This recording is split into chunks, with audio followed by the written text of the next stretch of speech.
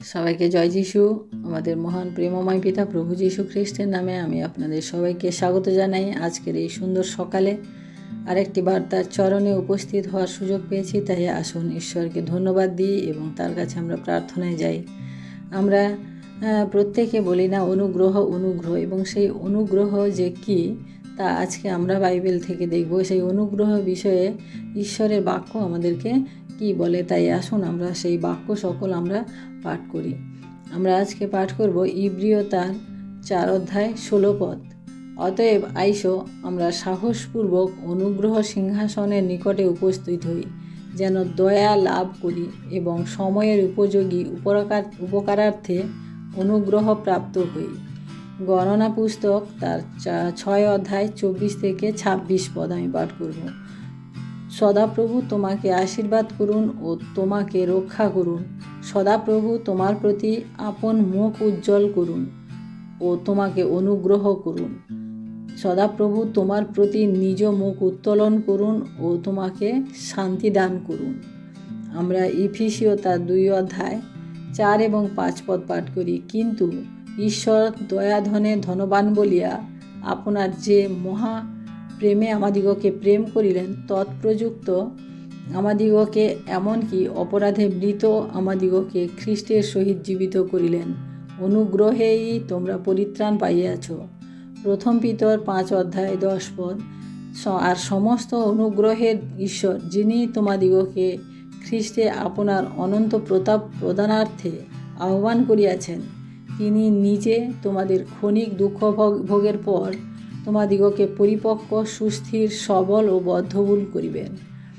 গীতসংগীতা তার 103 অধ্যায় 8 পদ। সদাপ্রভু স্নেহশীল ও কৃপাময়, ক্রোধে ধীর ও দয়াতে মহান। তিতের পুস্তক তার 2 অধ্যায় 11 এবং 12 পদ। কেননা ঈশ্বরের অনুগ্রহ প্রকাশিত হইয়াছে, তাহা সমুদয় মানুষের জন্য পরিত্রাণ আনয়ন করেন। তাহা আমাদিগকে শাসন করিতেছে, যেন আমরা ভক্তিহীনতা ও সাংসারিক অভিলাষ সকল অস্বীকার করিয়া সংযত, ধার্মিক ও ভক্তিভাবে এই বর্তমান যুগে জীবনযাপন করি। দ্বিতীয় তিমথেয় তার 1 অধ্যায় 9 পদ। তিনি আমাদিগকে পরিত্রাণ দিয়াছেন এবং পবিত্র আহ্বানে আহ্বান করিয়াছেন, আমাদের কার্য অনুসারে এমন নয়, কিন্তু নিজ সংকল্প ও অনুগ্রহ অনুসারে। সেই অনুগ্রহ অনাদিকালের পূর্বে খ্রিস্ট যিশুতে আমাদিগকে দত্ত হইয়াছিল। ইফিসীয় তার 2 অধ্যায় 8 থেকে 9 পদ।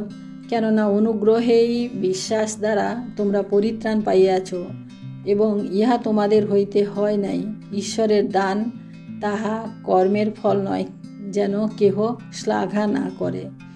রোমীয় তার 6 অধ্যায় 14 পদ। কেননা পাপ তোমাদের উপরে আর কর্তৃত্ব করিবে না, কারণ তোমরা ব্যবস্থার অধীন নও, কিন্তু অনুগ্রহের অধীন। যিশাইয় তার 30 অধ্যায় 18 পদ। আর সেই জন্য সদাপ্রভু তোমাদের প্রতি অনুগ্রহ করিবার আকাঙ্ক্ষায় অপেক্ষা করিবেন, আর সেই জন্য তোমাদের প্রতি করুণা করিবার আকাঙ্ক্ষায় ঊর্ধ্বে থাকিবেন। কেননা সদাপ্রভু ন্যায় বিচারের ঈশ্বর। ধন্য তাহারা সকলে যাহারা তাহার অপেক্ষা করে। প্রকাশিত বাক্য তার 22 অধ্যায় 21 পদ। প্রভু যিশুর অনুগ্রহ পবিত্রগণের সঙ্গে থাকুক।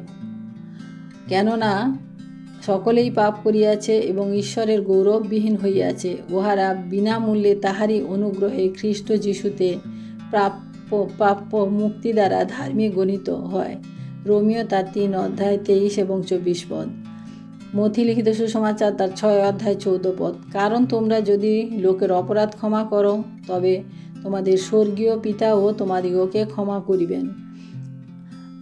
দ্বিতীয় কোরিন্থীয় 12 অধ্যায় 9 পদ। আর তিনি আমাকে বলিয়াছেন, আমার অনুগ্রহ তোমার পক্ষে যথেষ্ট, কেননা আমার শক্তি দুর্বলতায় সিদ্ধি পায়। অতএব আমি বরং অতিশয় আনন্দের সহিত নানা দুর্বলতায় শ্লাঘা করিব, যেন খ্রিস্টের শক্তি আমার উপরে অবস্থিতি করে।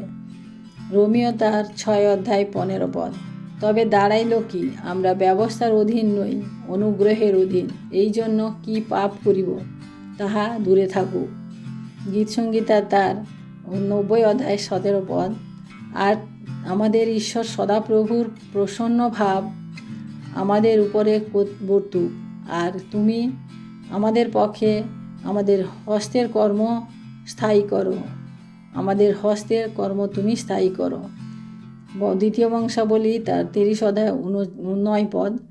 কারণ তোমাদের ঈশ্বর সদাপ্রভু কৃপাময় ও স্নেহশীল, যদি তোমরা তাহার প্রতি ফিরো তবে তিনি তোমাদের হইতে মুখ ফিরাইবেন না। গীত সংহিতা তার 23 অধ্যায় 26 পদ। কেবল মঙ্গল ও দয়াই আমার জীবনের সমুদয় দিন আমার অনুচর হইবে, আর আমি সদাপ্রভুর গৃহে চিরদিন বসতি করিব। প্রভু যীশু খ্রিস্টের অনুগ্রহ তোমাদের আত্মার সহবর্তী হোক। ফিলিপমন তার 1 অধ্যায় 25 পদ। প্রথম পিতর 1 অধ্যায় 13 পদ।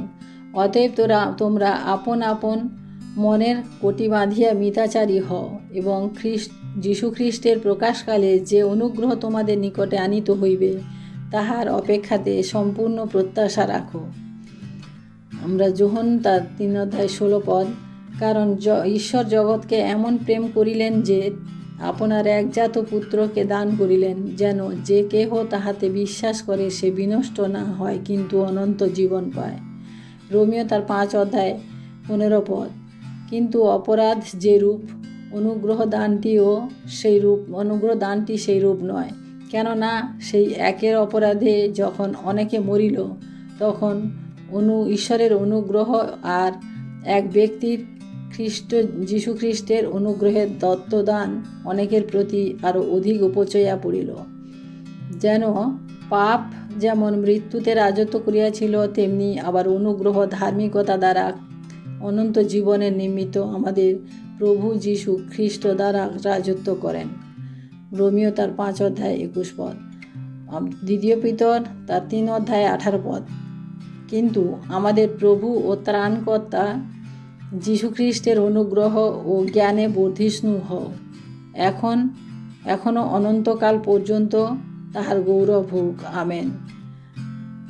কিন্তু আমি নিজ প্রাণকে ও কিছুর মধ্যে গণ্য করি না, আমার পক্ষে মহামূল্য গণ্য করি, যেন নিরূপিত পথের শেষ পর্যন্ত দৌড়িতে পারি, এবং ঈশ্বরের অনুগ্রহের সুসমাচারের পক্ষে সাক্ষ্য দিবার যে পরিচর্যা পদ প্রভু যীশু হইতে পাইয়াছি, তাহা সমাপ্ত পর্যন্ত করিতে পারি।